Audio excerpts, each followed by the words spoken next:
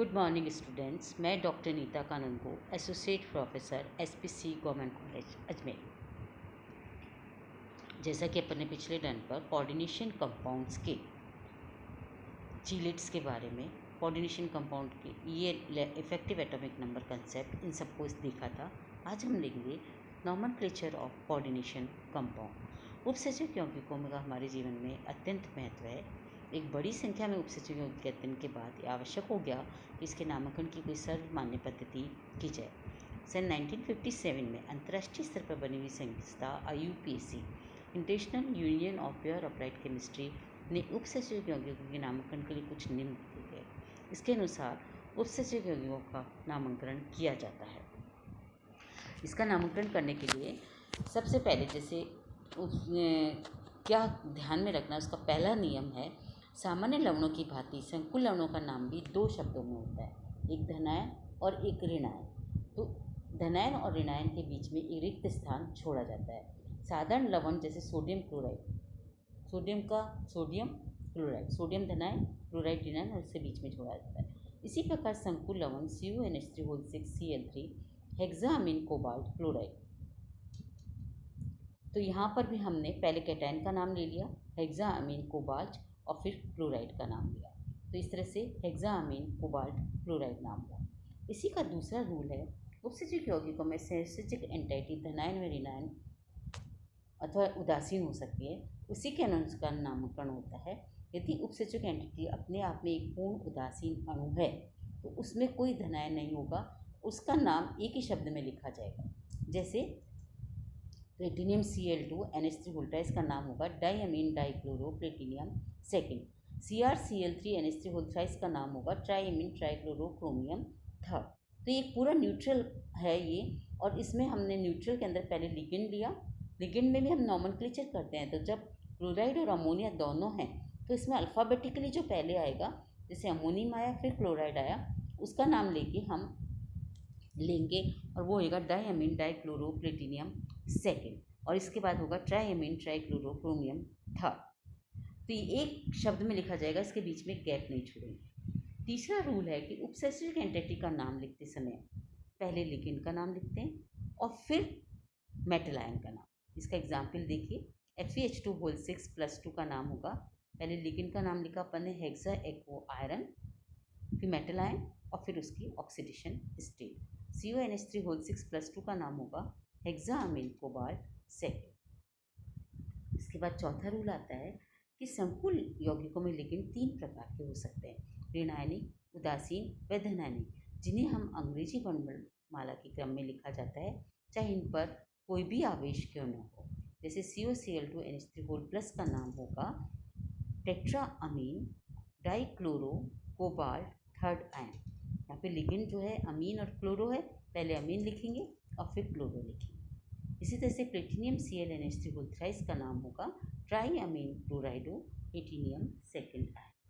यदि संकुल आयन या अणु में से एक से अधिक समान लिगेंड हो तो इन लिगेंडों के नाम के पूर्व लग्न डाई या ट्राई आदि लिखा जाता है। लिगेंडों को अंग्रेजी वर्णमाला के क्रम में रखते हुए उनकी संख्या के पूर्व लग्न के अनुसार अक्षर का ध्यान नहीं रखा जाता। उदाहरण जैसे डाई अमीन है, वो हम अमीन का समूह मानेंगे, डी का नहीं, जबकि डाई मैथिल अमीन जो है वो डी का समूह मानेंगे और मिथाइल अमीन का नहीं। तो इस तरह से जिन लिगेंड के नाम में यदि डाई आ रहा है तो उसके आगे हम बिस ट्रेस लगा देंगे, जिससे कि डिफ्रेंशिएट हो जाए। लिगेंडों की संख्या बताने के लिए हमें बिस ट्रेस लगाना पड़ेगा। उदाहरण से COCl2En2Cl का नाम होगा इथिलीन डाईअमीन है और क्लोरो है, तो डाई क्लोरो बिस इथिलीन डाईअमीन कोबाल्ट थर्ड क्लोराइड। इसी तरह से ज्यामिति व प्रकाशीय समायों को प्रदर्शित करने के लिए संकुलों के नामों के आगे पहले सिस या ट्रांस अथवा डी या एल का प्रयोग किया जाता है। अब इसके बाद आता है, ये हमने लिया कि नॉर्मल हम कोऑर्डिनेशन कंपाउंड्स का नॉमेनक्लेचर करते हैं तो वो किस तरह से किया जाता है। इसके बाद आता है कि लिगेंड्स का नॉमेनक्लेचर कैसे किया जाता है।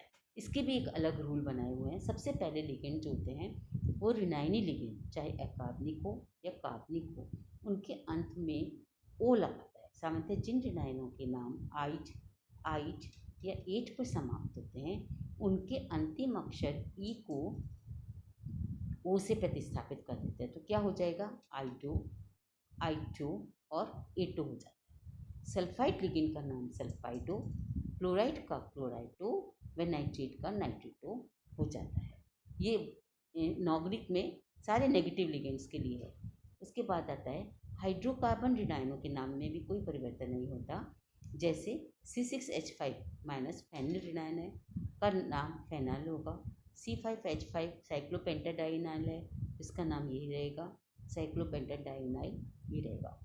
अब आता है उदासीन लिगेंड के नाम में कोई परिवर्तन नहीं होता। जैसे पिरिडीन, मेथिलानीन, मूलकपाती, नाइट्रोसिल, CO कार्बोनिल, जल व अमोनिया को एक्वा या हाइड्रो भी लिख सकते हैं। और अमीन NH3 के लिए अमीन। धनायनिक लिगेंड में नामकरण में भी कोई परिवर्तन नहीं होता, पर उसके नाम के अंत में IUM लग जाता है। जैसे अमोनिया अमोनियम, हाइड्रोजन हाइड्रोजीनियम, ऐसे जुड़ जाता है। इनकी कुछ टेबल दी हुई है जिसमें नाम किया गया है, जैसे हाइड्राइड हाइड्राइडो, फ्लोराइड फ्लोराइडो, क्लोराइड क्लोराइडो, ब्रोमाइड ब्रोमाइडो, आइडो आइडो। ये बुक में बहुत अच्छे से टेबल दी हुई है। OH hydroxido, imide NH+ azanido, phosphide tetraoxophosphato, nitrite NO2- dioxonitrato, NO3 nitrate. उदासीन लिगेंड में जैसे मैंने बताया O2 वैसा का वैसा रहता है, dioxygen H2O, CO carbon monoxide, NH3 रेजिन, NO nitrosyl, CH3 whole thrice P trimethyl phosphine, CH3 whole thrice N trimethyl methylamine, NO nitrosyl या नाइट्रोजन मोनोऑक्साइड भी कर सकते हैं। और अमोनियम हाइड्रोजीनियम हो जाएगा। ऐसे कार्बनिक जो उदासीन कार्बनिक अणु से एक H होने के बाद बनते हैं उन्हें हम एसिटाइल एसिटोनेटो कहेंगे। कार्बनिक लिगेंडों में देखो इनको कई बार संक्षिप्त रूप में भी लिखा जाता है और संक्षिप्त रूप में इनका इनिशिएशन ये हो जाता है acetyl acetone ACAC, cyclopentadienyl CP, acetyl काली AC, butyl BU, phenyl PH, pyridine PY, ethylene diamine tetraacetic acid EDTA, ethylene diamine EN, urea UR। ये इनिशिएशन लिखे होते हैं, वहाँ हम कार्बनिक लिगेंड को लेते हैं। तो इस तरह से कोऑर्डिनेशन कंपाउंड्स का और लिगेंड्स का नोमेनक्लेचर किया जाता है। नेक्स्ट टर्न पे जब हम इनका नोमेनक्लेचर करेंगे तो हम कॉम्प्लेक्सेस में किस तरह से नोमेनक्लेचर करा जाता है उसको देखेंगे। यहाँ अपन ने जो किया उसमें कोऑर्डिनेशन कंपाउंड को फॉलो कर नाम लिखने के लिए जो IPC ने नियम बनाए वो नियम देखे 6। उसके बाद हमने लिगेंड्स का नोमेनक्लेचर उनके टेबल के फॉर्म में किस तरह से न्यूट्रल लिगेंड का किया जाता है, किस तरह से एनायनिक लिगेंड का किया जा सकता है, किस तरह से कैटायनिक लिगेंड्स का किया जाता है, इसको हमने देखा। आगे अपन देखेंगे। Thank you.